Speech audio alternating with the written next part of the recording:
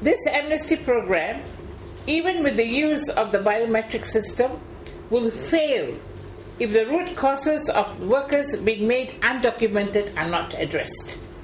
The system of recruitment and placement of migrant workers is riddled with rapid approvals without verification, recruitment agents and irresponsible employers who are not made accountable.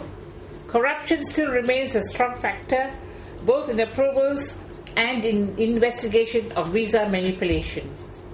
And to top it all, the Home Ministry has failed to develop a comprehensive policy on migrant workers as proposed by civil society and the trade union movement since 2007. The question that arises is whether this whole amnesty program is a way to make money. Who will make the money and for what purpose? Who are the 300 companies that have been approved and what criteria was applied in making the decisions?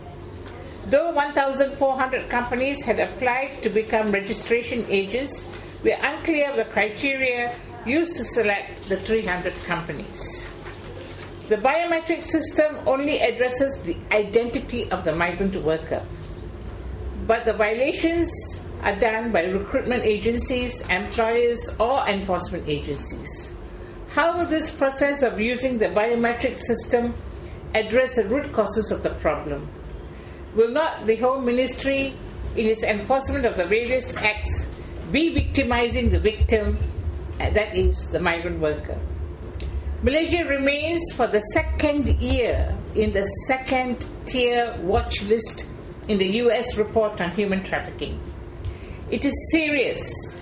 In spite of enacting the Anti-Trafficking Persons Act and MAPO, which is the Malaysian Council for the Anti-Trafficking Program, printing out a national plan of action, we have not progressed in effectively addressing human trafficking in the country.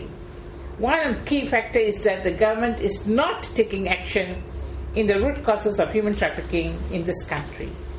The amnesty program needs more than the biometric system. The current government knows that the nation will continue to rely more and more on migrant workers in the years to come. Unless and until there is a strong political commitment to ensure protection of rights of migrant workers, stamp out the causes that fan and facilitate an environment for human trafficking, fraud and exploitation, the biometric system will fail as it did in 2006, where 300,000 Bangladeshi workers were brought in through the outsourcing system and the biometric system were used then. We therefore call on the Home Ministry to halt the amnesty program. The ministry itself must be clear on what it wants to achieve and how the employer and the migrant worker will benefit from the program. Many small enterprises and businesses are finding it difficult to raise 80,000 ringgit or more to register 20 workers.